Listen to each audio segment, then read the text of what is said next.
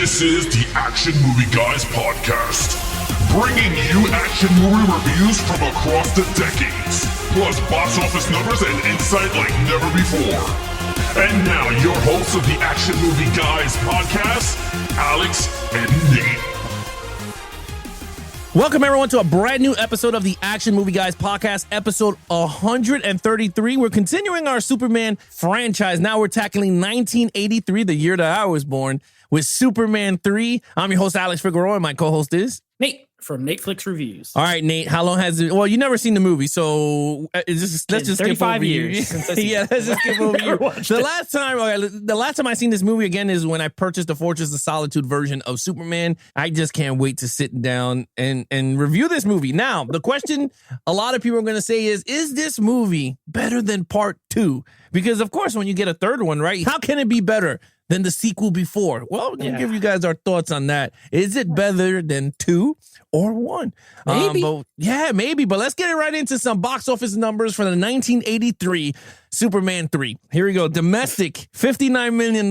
And again, not international. There was no international for this movie. So worldwide of, again, $59 million on a no budget. So I don't have no budget with this. And domestically was 13. So honestly, to be honest with you, we could roughly say maybe 30 to 40 million range. Maybe, yeah, just to be nice. And it probably made money. It probably did make money overseas, and maybe they just don't have it available because this is not the last one. If this was the last one, I'd be like, oh, it must have been a huge bomb. But they made a fourth, which means it probably turned a small profit at least, and they greenlit it. Doesn't sound great. It's much lower than 2. It's way lower than 1. This has been a series of diminishing returns as the more we go on through it. So no, I agree with you, but let's check out what the Rotten Tomatoes scores of this film is, Nate. Well, speaking of diminishing returns, the scores also reflect that this has a critic score of 29%, and it has an audience score of 23%. So most people don't like this movie. Critics and regular people, not crazy about the Superman 3. But, sometimes there's these movies, they become, 40 years old, almost 40. And over time, maybe they're, you forgive some of their problems. Maybe it's good. I don't know. We're about to talk about it. Yeah, we're going to throw all those scores out the window, okay? We're going to throw all those box office out the window, okay? Yeah. Is this movie like wine that with age, it gets good and you're like, I want more of this Superman, good. Yeah. We're going to figure it out. But right now, we're going to head over to some lead character with my man Christopher Reeve's back in the role as Clark and Superman, Nate. Yeah, so I didn't like him that much in this one. I like Christopher Reeve. Don't get me wrong. I think I haven't seen the fourth one yet, but first 3, his performance is always good. I like him. I like him as an actor. I honestly have never seen these Superman movies. So my only other experience with Christopher Reeve is the 1990s movie by John Carpenter called Village of the Damned. I don't even really know him, but I like him as an actor. He's engaging. I like watching him. I don't like the character in this movie, though. This is the worst one so far. I gave him a 3. It's weird. He one of the things that makes him so much more interesting to watch in those first 2 movies is his relationship with Lois Lane. And once he eliminated her memory, and she's barely even in this movie. I don't even know why she showed up on set, to be honest with you. But now he's with Lana Lang. Whoever wrote these characters, they couldn't differentiate their names a little more, like Lois Lane and Lana Lang. And it was weird. But anyway, she's less interesting of a character to me than Lois. So their little romance, it's not bad, but it's nowhere near as good as the one from the first 2 movies, in my opinion. Right. And that hurts him. That hurts his character because he doesn't have that same, relationship dynamic. So that's minus a point. And then I did like when he's the evil version, kind of, Bizarro, yeah. Yeah, I like how he looked. He had a little bit of stubble, and it was a cool look, but I don't know. I just didn't buy him as that. You know what I mean? I buy Christopher Reeves as the heroic, the goofy Clark Kent, and the heroic Superman. I don't really buy him as bad guy. I thought he looked okay, but as soon as he has to do anything, it's and And there's just too much that. There's that thing. And then he's in Smallville and he's in the high school reunion. And Superman doesn't do, like, we're going to get to it in action, but all he does is like real basic rescues. And I didn't really like him that much in this movie. I didn't hate him. And Christopher Reeve's good enough for me to still give him a 3, but that's my cap for this one. Yeah. When it comes to Christopher Reeves, I gave him a fat 5, I think, throughout first 2 movies. Same. I did not, I don't know what happened to the writing in this one. It was just weird Superman. His mannerisms of Clark was beyond buffoonery. Like, if that's even a thing. Like, it is one of the worst. To me, he was the worst Clark Kent. Mm-hmm. Lois Lane went and she goes, I'm going to Bermuda, and just disappeared. And he was just like, I was like, okay, but it's like, well, you just paid this chick just to go away and then come back at the end. Lana Lang, again, I do watch the TV shows and all that stuff, and she is the love of, of Superman. That was his first love, and then came Lois. But again, if you don't read nothing or whatever, you're not going to know that. She's played by Annie O'Toole, which is the mom of Smallville. She played Martha Kent for the TV show. Oh, so it has a cool crossover between that. So you have Annie O'Toole. She was gorgeous. When I saw her, I said, holy crap, she's gorgeous. Yeah, she's good in the role. Yeah. No, for someone to you, like, you don't know that was his first love. And that's why when he saw him, when he saw her, he just jaw dry. He was like, oh, it's Lana. They were best friends, rest is history. But I agree with you. It was just a weird way to introduce Lana into the story. I don't mind Lana. It's pretty cool to have that love interest between whatever. Yeah. But you're right. At this age, he's already with Lois Lane. But he did the super tongue and erased the memory. Well, to use he did the spin around the earth again and erase her memory. Right. So it didn't work for me. In terms of Superman, I didn't like him at all.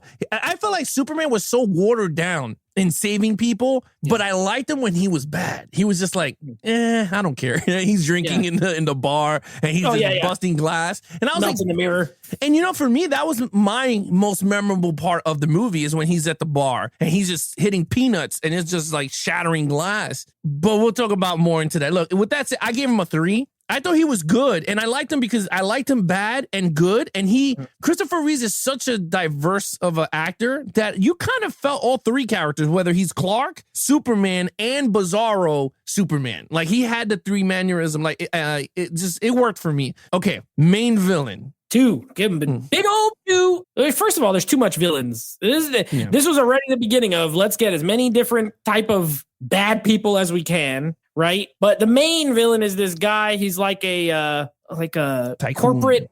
Yeah, but what is it? I don't even know what he owns. He owns a company called West something, and it's like computers, but it's also other stuff. And come on, it is like a ripoff. He's like a crap Lex Luthor, essentially. You know what I mean? And he's a knockoff of Lex Luthor. He uses Richard Pryor, who's a bum, and he uses him to... Richard Pryor's a bum who can all of a sudden is like the greatest hacker on earth. It doesn't even make any sense. He just pushes some buttons and he figure... This guy... Let me tell you something. Richard Pryor Richard Pryor is at lunch, and this guy tells him, well, they're not paying you 1/2 a penny or whatever. He's like, where did all those pennies go? And they're like, it's just floating in the... And this guy goes after his lunch break. It just goes, types some buttons and figures out where it is and how to get to it. And it is so horrible. And you could talk about all these modern day hacker movies where they're like, obviously hacking is not just typing on a keyboard, but even back then, this was a bad portrayal of like, he just is like all of a sudden kind of a genius. But the main villain's crap. He's a fake Lex Luthor. Bad Superman is cooler, I guess, but he's not the main villain. I gave him a 2. I don't even remember his name. He has like 2 girls. One's his sister and one's like hot. There's just there's too much going. It's too much going on, and none of them are very memorable. I agree with you. I didn't give him a 2. Ooh. I gave him a 1. I'm generous. Yeah, you were very generous in this category, and the reason why is because let's just look at in order. Right, Gus is played by Richard Pryor. Did not like that character, although I totally agree with you. He was an unemployed guy, which he had computer knowledge, that's what it looks like, but he hacked into the computer like in 2 seconds. And I was like, this is no way near whatever. Then he decides to create a supercomputer out of Marlboro cardboard and napkins. And all of a sudden they figured out how to paste together his genius computer. I was like, whatever. That's a 1 character for me. Yeah. Then you have the tycoon guy, which I don't even know what the hell his name is. And I agree with you. Not even in the movie, I knew his name. I was just like, what the hell is this dude? All he wanted to do is become powerful and rule the world and take over whatever, just like Lex Luthor. Well, I was like, you should have just brought Lex back at this point because he's the same way. Right. One, his sister all of a sudden knew how to work Richard Pryor's machine because she read in all this. And I was like, one. Then the blonde chick with the big boobs, Yeah. she talked intellect. I mean, she knew everything using big words because she read GQ magazines or all this crap. Baloney. I said, these characters are horrible. Yeah. And there was no adversary. I don't know if that's the word I'm looking for. Adversary that he can like fight. Yeah, there was no adversary for Superman to go up against. And then again, they threw another plot line where he's Bizarro into this entire mix. So it was kind of weird in a sense because it was just like a high school reunion. Then he has to go, which we're going to talk about in storyline because it's one of the worst storylines I think I've ever seen in a Superman movie. To me, it didn't work. I gave it a 1. I did not like this. I was like, this is horrible villains across the board. You were generous. You gave it a 2. Now, let me just real quick too. Richard Pryor, because one of our patrons who's watching right now, Mr. J, he liked Richard Pryor. And I thought Richard Pryor acted well in this movie. Don't get me wrong. Yeah, he played the role good, but the role's not a good role. Like, that's not an interesting character. He's not funny. He's, he does a little bit of humor here or there. So I actually thought his performance was good for a comedian that's not a super funny role. But you're right. He's like, what is this? He's unemployed for 36 weeks.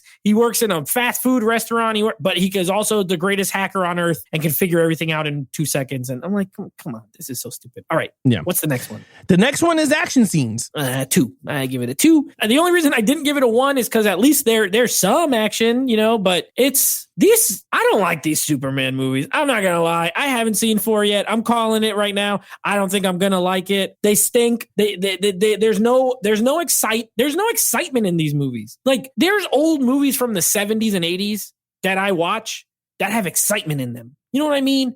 Watch, and we haven't gotten to yet, but Die Hard. That's an 80s action film. That's exciting. You're on the edge of your seat. Look at a 70s movie like Alien. It's not an action movie, but you're on the edge of, it's well made. It's well done. And these movies, they don't have nothing excites me in them. I'm watching them. They're going along. People are talking and doing stuff. And the action scenes consist of Superman doing random jobs. Like, there's a fire. It's a chemical plant fire. And instead of just going and blowing his cold breath on all the fire, he goes to a freaking lake, blows his cold breath on that, and then brings the lake over, and then it rains for 5 minutes, and it puts out all the fire. And then something else happens, and he got to go fly over there and save it this. And it's like these random odd jobs. There's no one for him to fight. He doesn't fight anybody. It's just not thrilling. It's very boring. And so I'm going to give it a 2 because there's multiple action scenes, but they're all like just him doing generic rescues. And I can't imagine. I'm sure in the comics, like in the old comics, he does stuff like this. Like, oh no, this car is driving around and it's going to fall off a cliff, and he saves the car. Oh, but I bet you they're like little side stories and he fights people. There's no way that these are all what he did in the comics is like put out burning buildings and save trees, cats from a tree.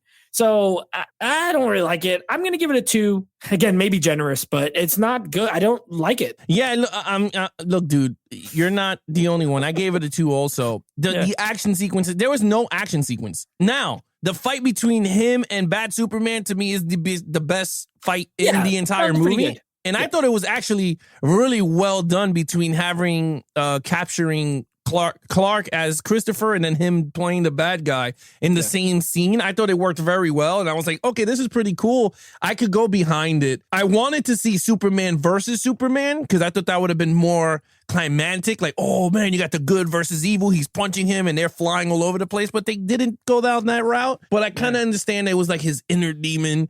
He was fighting his inner self, which we're going to talk about in storyline.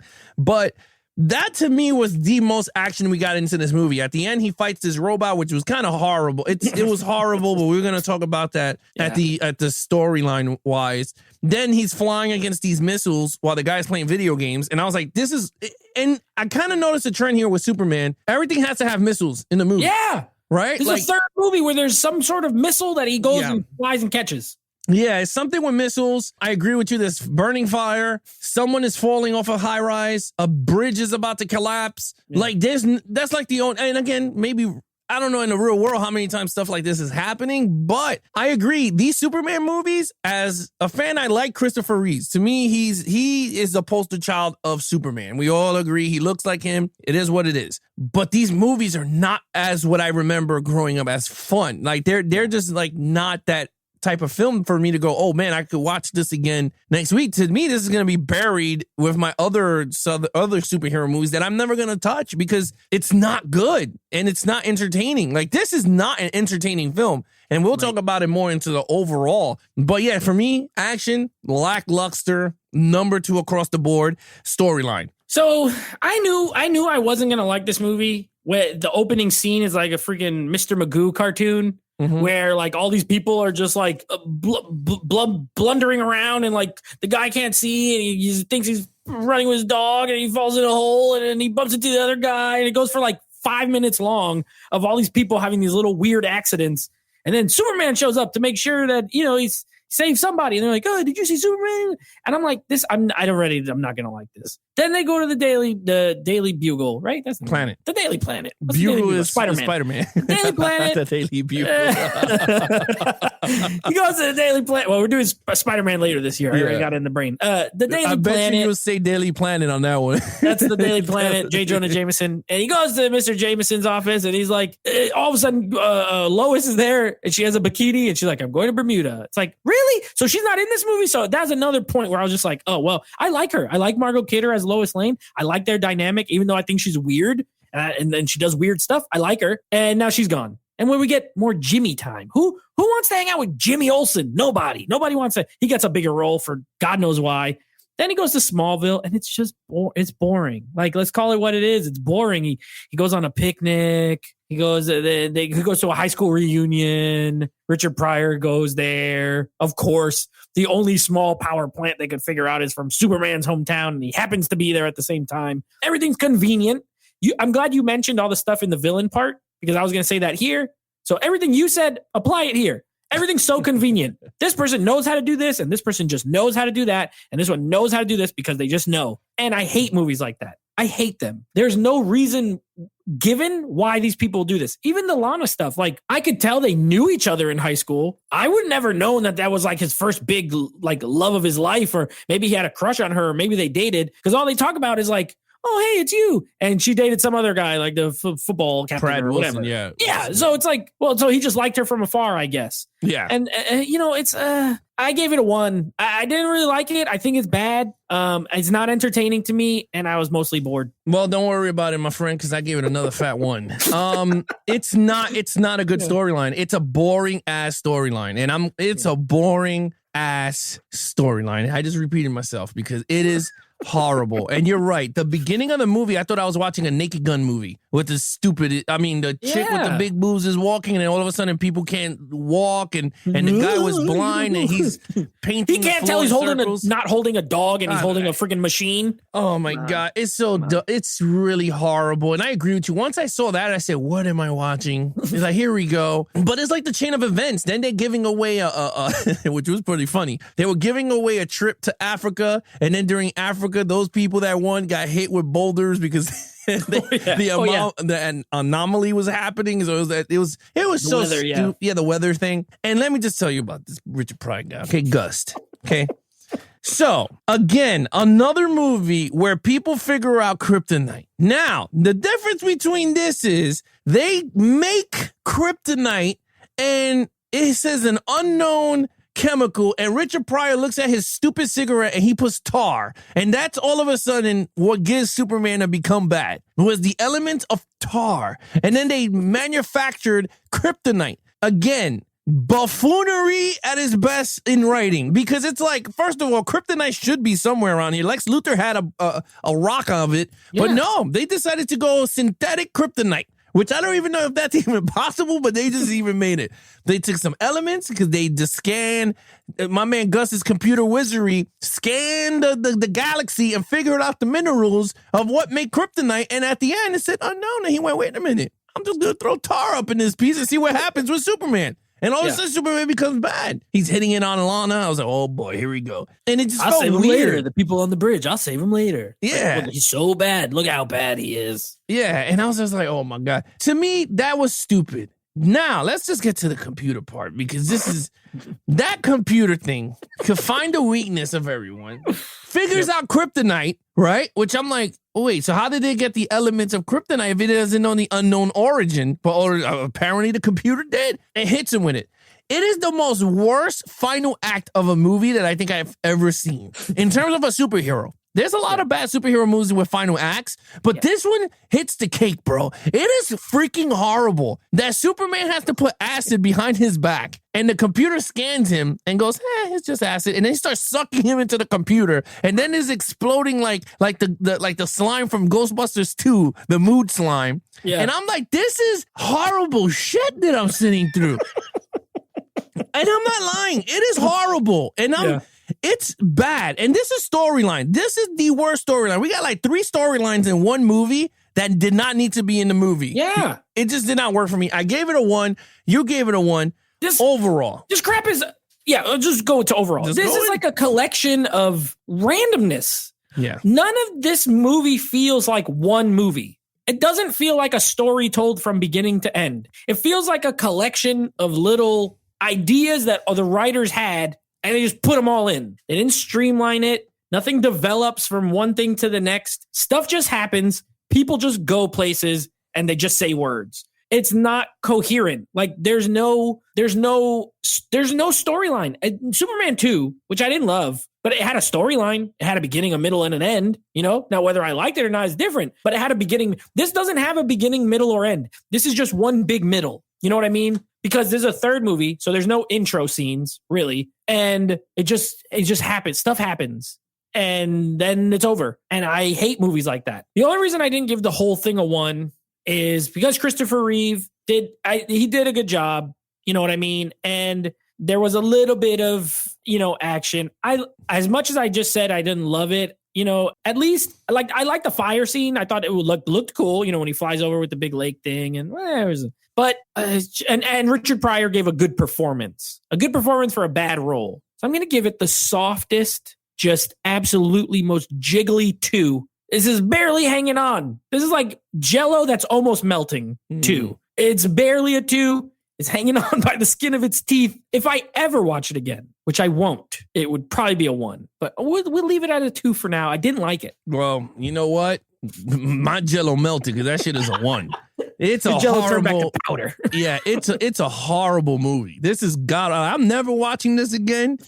It's a horrible movie. It's a waste of film. That's pretty much it. It's just a waste of film. There is nothing exciting about this movie at all besides Superman versus Superman in the junkyard, which I thought that whole scene was good. Other than that, there is nothing in this movie that could even be saved or say this is, just because Christopher Reeve tried his best to a shit script, but I can't even help and give him an overall help with points with that because honestly, throughout the movie is just bad, awful. Even Clark Kent is buffoon. Even Superman at times is an idiot, which I'm just like, it doesn't work for me. The scene with the kid in the field, he knocks his head on a rock happily when they're cutting grass. Yeah, how? What is going on in this movie? He's walking with his dog and then he just falls and gets knocked out by a rock. Yeah, and I just feel like it's so weird that everywhere Superman goes, there's some big elaborate thing happens. Like the kid, he's having a picnic with someone. Oh, the kid smashes his head on a rock, and guess what? There's 4 lawnmowers. Yeah, they're cutting grass at that time. Okay, he has to save them. Now, same thing in other movies is the same thing. Oh, we're gonna have dinner. He goes to a dinner.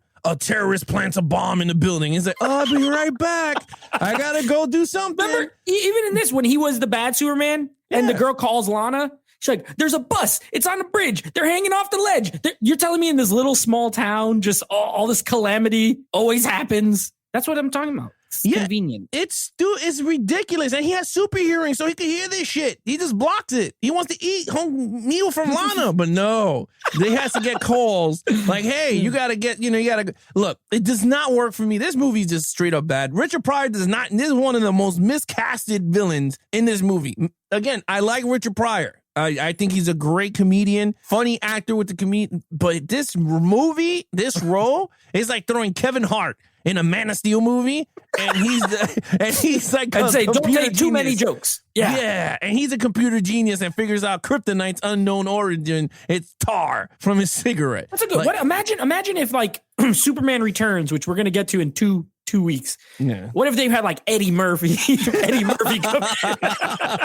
And they were like, Eddie, look, you can do like Gus. 1 or 2 bits, but you're going to be a computer hacker who's going to figure out all this stuff. But don't be funny. Who wants to see that? Nobody. Come on. Apparently they did in the 83 because this movie's god awful. I gave it a 1. You gave it a 2. 2. All right, your total points. 10.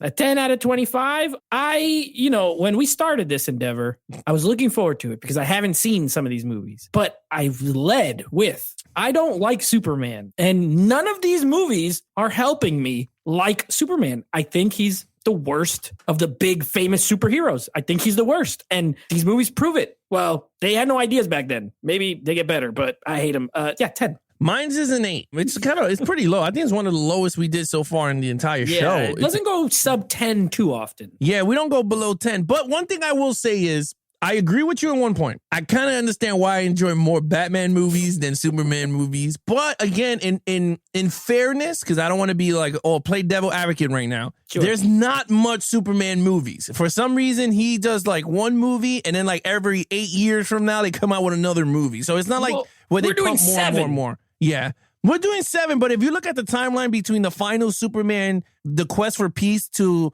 Superman Returns, there's like a 12-year gap between the final Superman on screen. And then you're right. Put it this way. Batman, the Batman coming up is like the 8th Batman movie. But Batman started in the 80s, and this has been since the 70s, and he's only at 7. So you're right. They're way more spaced out. Yeah, but again, I'm just playing devil advocate here. But so far, because we're going to do the Batmans also on this show. But so far, the first 3 movies, one of them out of the 3, which is the first movie, is the strongest one, in my opinion, out of all 3 of them. Yep. So, yeah, I mean, again, don't kill us on the comments below on YouTube because I kind of see this. It might go down that route. But again, who likes this movie? No, listen. If you're going to give us bad comments, that's fine. Do it, because if you really like this movie, then you like this movie. But I don't know how. It's not good. It's not a good movie. So if you just like it, maybe I like some bad movies. Just say, this movie sucks, but I like it. I'll accept that. Yeah. I mean, we covered a lot of bad movies here. This has to be one of the worst with Rollerball. Like, I can't. Yeah. Rollerball was more entertaining, though. It was. Even that sniping scene in Rollerball was fun. Rollerball is complete garbage, but it's more entertaining than this movie. This movie's like boring and bad. You know what? We just found another movie that took the mantle from horrible. At least it ain't Superman 3. There you go. Nate, you know what to do. All right. Well, I have very low hopes for the next 2 episodes. The next episode, we are going to be covering Catwoman from, I think it's 2003, starring Halle Berry. First time watching the whole movie for me. We're going to see how that goes. And then Superman 4, The Quest for Peace. Is that what it's called? Yeah, it's The Quest for Peace. It's the only one with a subtitle, by the way. The first is Superman, then Superman 2, then Superman 3, and then all of a sudden they have a subtitle. My anticipation for it, I'll put it, it's on the floor. It's laying down. It's low. So it's a low bar. So maybe I'll like it, but probably not. So those are our next 2. You want to keep an eye out for. Oh, baby. All right. With that said, if you guys want to follow us on our social media accounts, please follow Nate over on Instagram at NateFlix Reviews. Check out the podcast with him and his friends called NateFlix Movie Reviews. If you guys want to follow us on the audio version of the podcast, please head over to Apple Podcast, Stitcher, TuneIn Radio, anywhere you listen to your podcast on in any platform. I'm your host, Alex Figueroa, and that is Nate from NateFlix Reviews. Be awesome to each other and geek out.